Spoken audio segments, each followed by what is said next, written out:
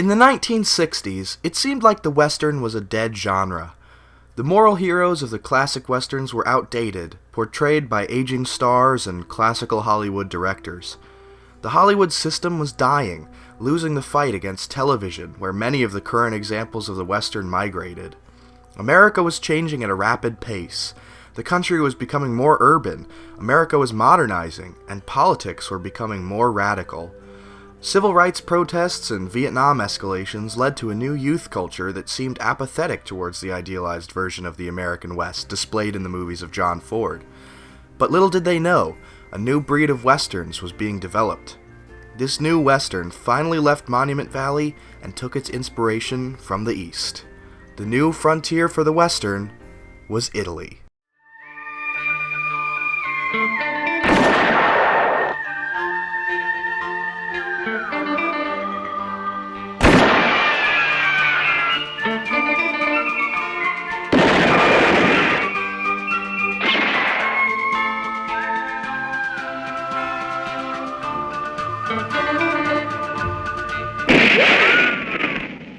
After World War II, Italian film developed quickly into a new style. Neorealism, characterized by gritty depictions of ruined cities and a down-to-earth depiction of poverty in a post-war world, took over the Italian film industry. The most famous Italian neorealist film, The Bicycle Thieves, was influential in more than just developing a new movement in filmmaking. A young PA to director Vittorio De Sica was just beginning his career in the film industry, and what he would later achieve would change the Western forever. Sergio Leone, the son of two silent film pioneers, quickly worked his way up the ranks at Cinecita, the Italian film studio that birthed neorealism. In 1959, he worked as an assistant director on the film Ben-Hur, ushering him into the world of the sword and sandal film. After years of directing similar peplum films, the gladiator genre began to die out, and Leone needed to do something new. So he turned his attention to Japanese samurai films. Leone idolized Kurosawa, the legendary Japanese director, and set about to create a remake of his film Yojimbo. However, Leone also loved the classic westerns, and decided that his adaptation would be a film about cowboys instead of samurai. Taking the lead role that was originally played by Japanese actor Toshiro Mifune was Clint Eastwood.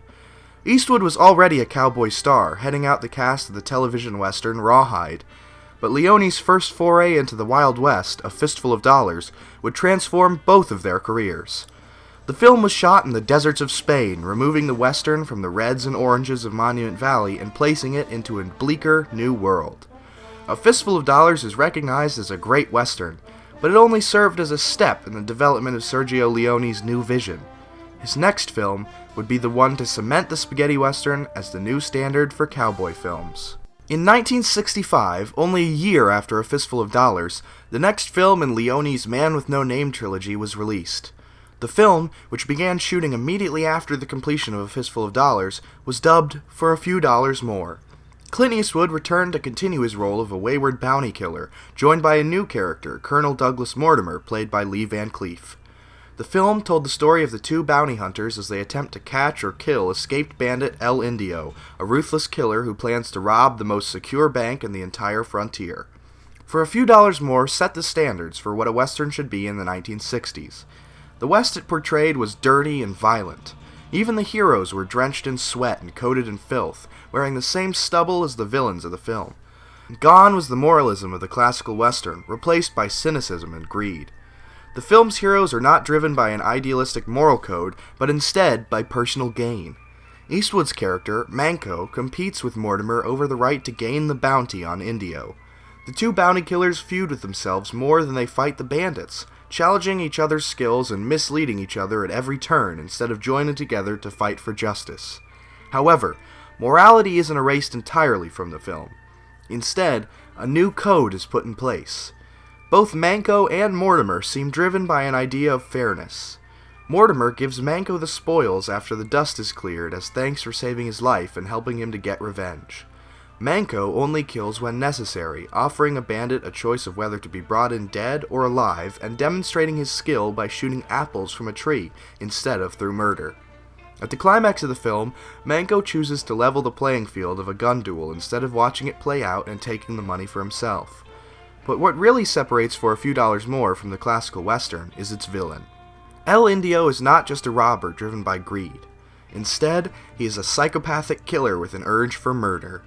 Indio carries a pocket watch, a trophy of his most brutal crime, a rape and murder that seems to haunt him forever. Throughout the film, his insanity and ruthlessness is shown.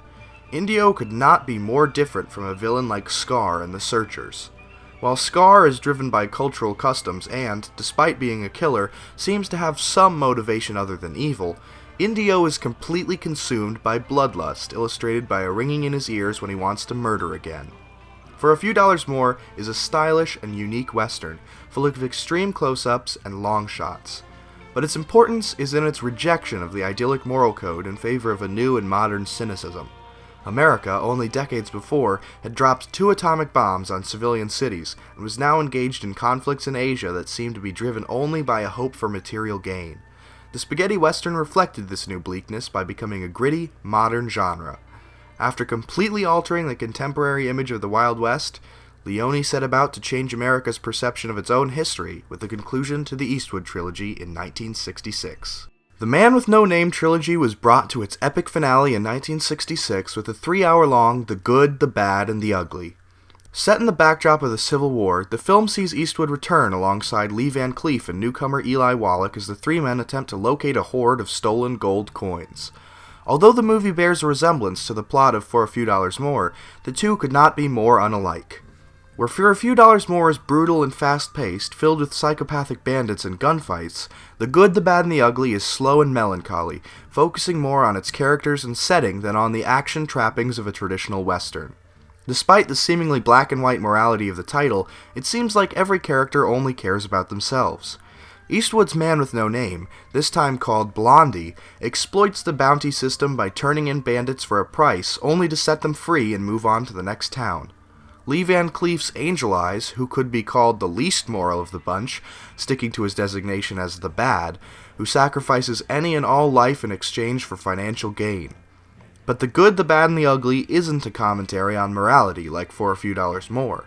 Instead, it's a reshaping of the myth of the West itself. The story told by classical westerns, and in many American history books, is that the frontier was a place of freedom and aspiration, a symbolic representation of the American dream. But for Leone, along with many Americans in the 1960s, this representation was outdated. So, in The Good, the Bad, and the Ugly, the West becomes a place of failure, poverty, and disgrace. Along their travels, the characters meet soldiers from both sides of the Civil War who are often disfigured or crippled by the fighting. Leone depicts the entirety of the Civil War, and war itself, in an incredibly negative light, as neither side is shown to really deserve a victory, and nobody seems to really care about the outcome anyway.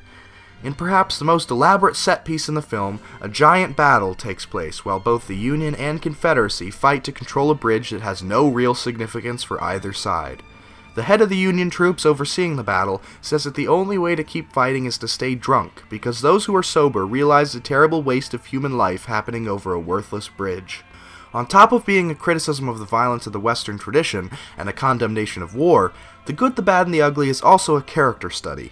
At the beginning of the film, Blondie and Eli Wallach's Tuco are nothing more than business partners, bonded by a common desire for wealth. But, through their travels, they develop a mutual respect for each other. Even though Tuco is a bandit, Leone gives his character an extraordinary amount of depth, showcased by a scene in which he reunites with his brother who has become a priest. Tuco and Blondie seem to represent a new concept in the world of the Western, the importance of partnership and community.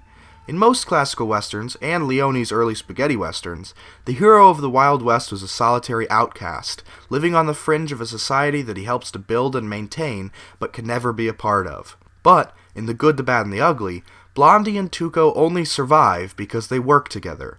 The two may not always be trusting, but there's a genuine friendship and mutual respect in their relationship that is not usually seen in Western films. Overall, The Good, the Bad, and the Ugly stands out as one of the most complex, stylistic, and critical westerns of all time. However, in his ultimate ambition to reshape the mythology of the American frontier, Leone would try one more time to push the genre even further. After finishing The Good, the Bad, and the Ugly, Leone decided to step down from the Western genre. He felt as if there was nothing left to say or do with the genre and wanted to make other films instead. One of these pictures was to be based on a novel of The Hoods, and later was released as Once Upon a Time in America. But, much to Leone's disappointment, no studio wanted to hire him unless it was for a Western. United Artists, distributors of the Dollars trilogy, offered him the chance to direct a Western starring Charlton Heston, Kirk Douglas, and Rock Hudson, but he turned them down. Then, Paramount approached him with the offer of a massive budget and the opportunity to work with Henry Fonda, a legendary Western actor that Leone had wanted to work with for years. Leone accepted, and went about creating a new film, Once Upon a Time in the West. Based almost entirely on influential classic westerns, Once Upon a Time in the West told the story of a woman migrating west from New Orleans as she battles against a nefarious railroad tycoon that is intent on stealing her land. Henry Fonda, known for playing heroic figures, plays Frank, a sadistic gunman hired by the railroad to kill anyone that stands in their way. Charles Bronson took the part of the hero, dubbed Harmonica, who protects the woman against the ruthless killers. The film is an analysis of the settling of the frontier, from lawless towns to money-hungry capitalists. The film, starring many famous American Western actors and returning its shooting location once again to Monument Valley, was more than just an homage to the classical Western.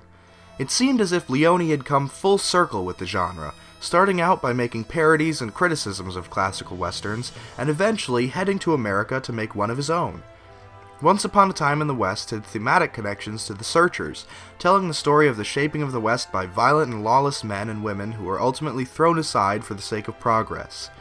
Bronson's Harmonica makes an exit from the film that is reminiscent of The Searchers' Ethan Edwards. He protected society and got revenge, but now his violent ways cannot fit in with the promise of a modern future.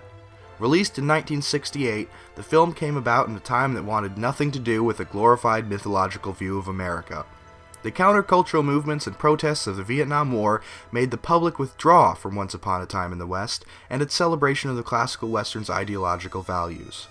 Again, it seemed as if the Western genre was dying out. Nobody wanted to see Charles Bronson's white-wearing hero get revenge on Henry Fonda's icy-eyed and black-cloaked villain. Again, it seemed like times had gotten too complex and dark for the Western. But suddenly, out of the ashes of the Western and the very counterculture that killed it, a new form of Western would be born. In 1969, the genre would take on a new face. And this time, that face was American again.